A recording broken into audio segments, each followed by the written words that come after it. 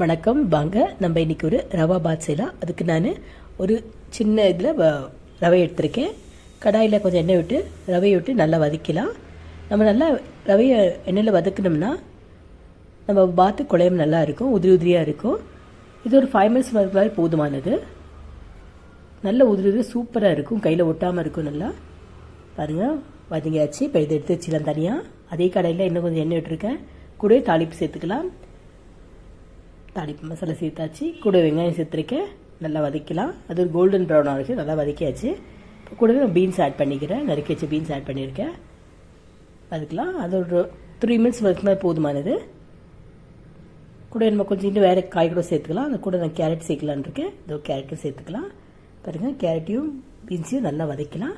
இப்போ தேவைக்கேற்ப உப்பு சேர்த்துக்கிறேன். நல்லா வதட்டு கூடவே நம்ம பச்சை மிளகாய் கருவேப்பிலையும் சேர்த்துக்கலாம்.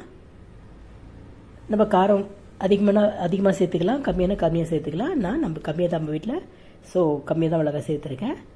கருவேப்பிலை நிறைய சேர்த்தா ரொம்பவே நல்லது. அதே போல் மஞ்சள் நம்ம எவ்வளோ சேர்த்துக்கணுமோ அவ்வளோ ஹெல்த்துக்கு நல்லது. மஞ்சள் சேர்த்துக்க எல்லாத்தையும் மஞ்சள் சேர்த்துப்பேன். கூடவே கொஞ்சம் போல் கரம் மசாலாவும் போட்டிருக்கேன். அது டேஸ்ட் ரொம்ப டேஸ்டியாக இருக்கும்னு பாருங்கள். நல்லா வதக்கியாச்சு, வெந்தமாச்சு. கூடவே நம்ம ரவையை சேர்த்துக்கலாம். சேர்த்து நிதானமாக கலந்து விட்டுக்கலாம்.